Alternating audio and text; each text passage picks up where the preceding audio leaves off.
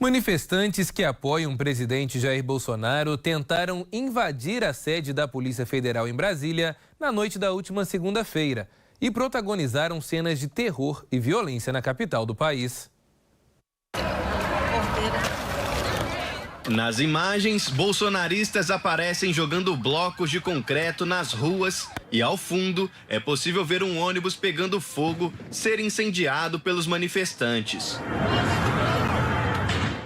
No pátio da Polícia Federal, diversos carros também foram queimados. Já neste vídeo, as ruas aparecem tomadas pelo fogo e pela fumaça entre a noite de segunda-feira e madrugada desta terça. Em vídeos que circulam pelas redes sociais, policiais aparecem tentando dispersar os vândalos. Também é possível ouvir barulhos de explosões.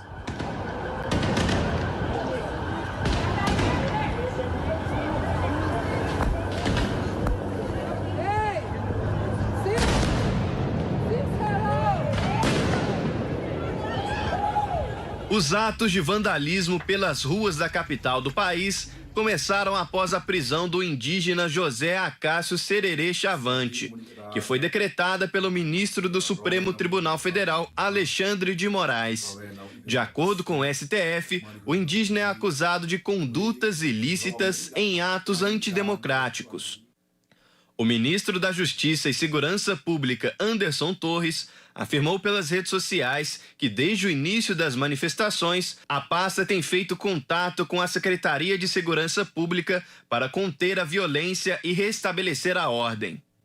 O presidente do Senado, Rodrigo Pacheco, definiu como absurdos os atos de vandalismo acontecidos na noite desta segunda-feira em Brasília, feitos pelo que ele chamou de minoria raivosa.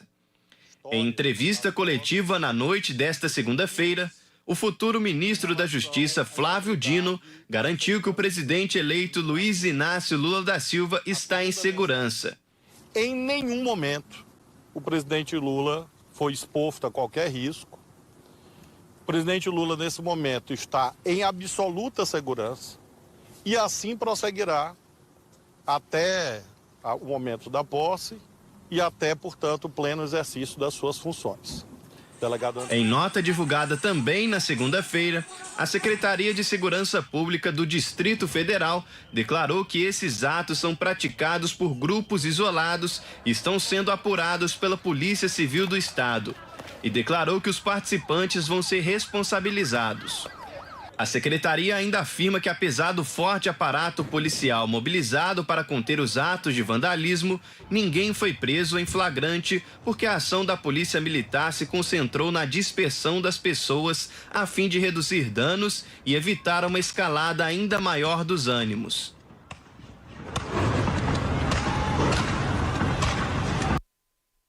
Pois é, Pedro, evitar uma escalada dos ânimos, eu acho muito curioso esse tipo de fala, esse tipo de questão, porque, olha, por muito menos a gente já viu professor sendo preso no Brasil quando vai se manifestar ou paralisar alguma questão, seja uma rodovia, seja uma praça, para poder aí pedir que o piso do seu salário seja cumprido.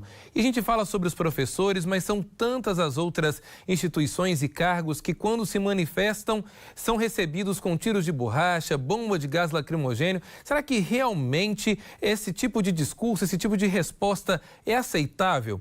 Os manifestantes destruíram bens públicos, ônibus, colocaram fogo em carros privados que estavam parados na via.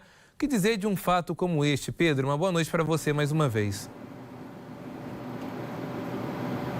Elias, uma boa noite para você também, para quem nos acompanha. Essa sua questão é talvez um dos principais pontos de toda essa história, viu, Elias?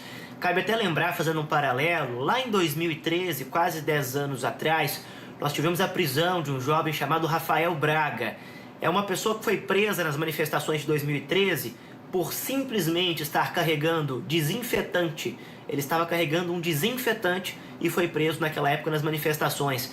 Olha, a gente teve prisões muito mais arbitrárias e ações da polícia muito mais fortes em relação a outros casos, né, Elias? Ontem não. A polícia militar ficou assistindo de perto, de dentro da manifestação, o que estava acontecendo. E isso é algo que tem que ser investigado, é algo que tem que ser alvo de uma apuração Tanto é que o Ministério Público do Distrito Federal já está de olho nessa história, viu, Elias? Ontem, aqui na TV Diversa, nós iríamos falar sobre a situação da diplomação do presidente eleito, Luiz Inácio Lula da Silva. Fiz questão de, no começo, dar espaço para essa situação que acontecia em tempo real em Brasília, mostrando essa escalada de violência.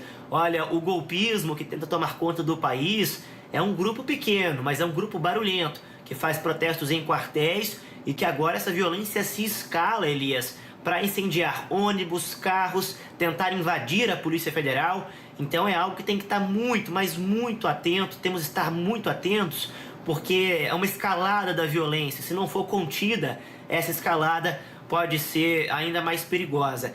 Dá pra gente comparar, né, Elias, essa bagunça, essa baderna que aconteceu em Brasília, talvez ao que aconteceu em Capitólio nos Estados Unidos, quando logo depois das eleições, o atual presidente, Joe Biden, ele também recebeu a diplomação, recebeu ali um certificado de que seria o próximo presidente.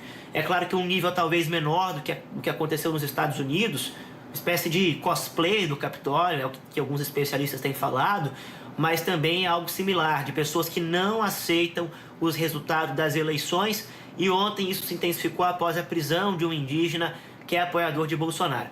Um fato importante a dizer aqui, Elias, é que as imagens, os protestos, as reivindicações, até as vestimentas dos manifestantes de ontem apontam que eles são grupos ligados ao presidente Jair Bolsonaro. Isso é um fato. Nas redes bolsonaristas, durante o dia de hoje, eu acompanhei e fiz esse monitoramento, são muitas as tentativas de dissociar essas pessoas que fizeram atos de vandalismo do presidente Jair Bolsonaro, dizendo que são pessoas plantadas, que não fazem parte da base bolsonarista, mas não. São bolsonaristas, sim, apoiadores do presidente que estão fazendo essa bagunça. E isso está provado pelos vídeos e todos os registros que nós temos da noite de ontem. Por isso, é preciso muita atenção. E nós falamos isso aqui, Elias, desde quando os bloqueios nas estradas federais iam acontecendo.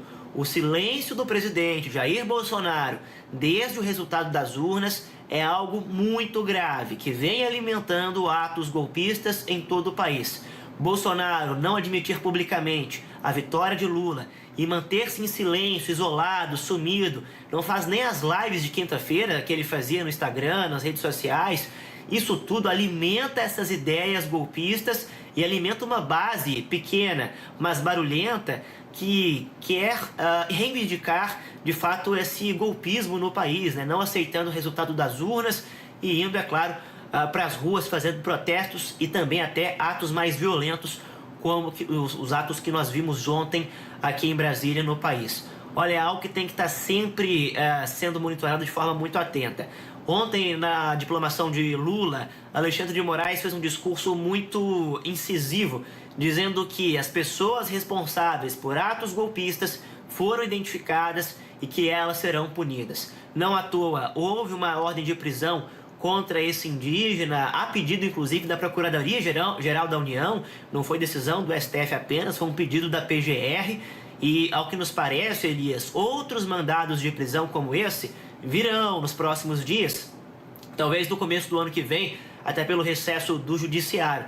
Agora, fato é, Elias, há uma escalada de violência e isso precisa ser combatido. A gente falou um pouquinho disso aqui ontem também, né, Elias? É tempo para pacificação, para a gente entender que o Brasil precisa novamente das pessoas unidas e não divididas. E mais que isso, é tempo para democracia. É preciso saber quando se vence e quando se perde. E saber vencer e também saber perder. Por isso fica aqui esse alerta mais uma vez e o nosso pedido de que os ânimos se acalmem. E mais uma vez, é tempo para pacificação. E a nossa democracia é muito mais valiosa que qualquer candidato A ou candidato B.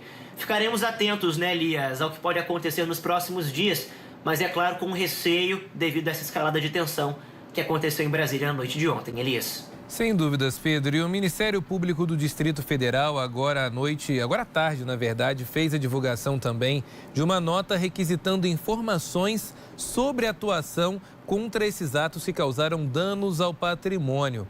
Inclusive, o Ministério Público cobrou aí que deve ser informados os efetivos e também os meios empregados pela corporação, pela Polícia Militar do Distrito Federal. O documento ele foi enviado nesta terça-feira com prazo de resposta de 5 dias, justamente para que hajam explicações sobre todo esse transtorno. Porque, olha, olhando para essa cena de carros incendiados, ônibus sendo aí realmente vandalizados, como é que ninguém fez nada para parar essas pessoas? Essas pessoas não, esses vândalos.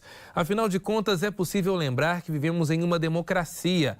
Todo tipo de manifestação, ela é realmente aceitável. Tudo sim pode ser dito, você tem o direito de se expressar, mas também tem o direito de ter aí, o dever, na verdade, de ser colocado também aí diante da Constituição.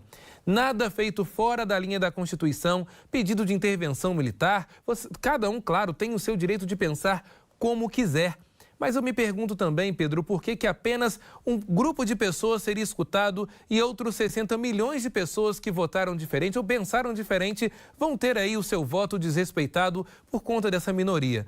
Não é com violência, com vandalismo que se faz política. Política se faz com diálogo, com construção de ideias e com oposição, Pedro. Afinal de contas, se todo mundo pensasse igual, realmente a situação seria muito diferente do que essa que estamos vendo nas imagens aí agora.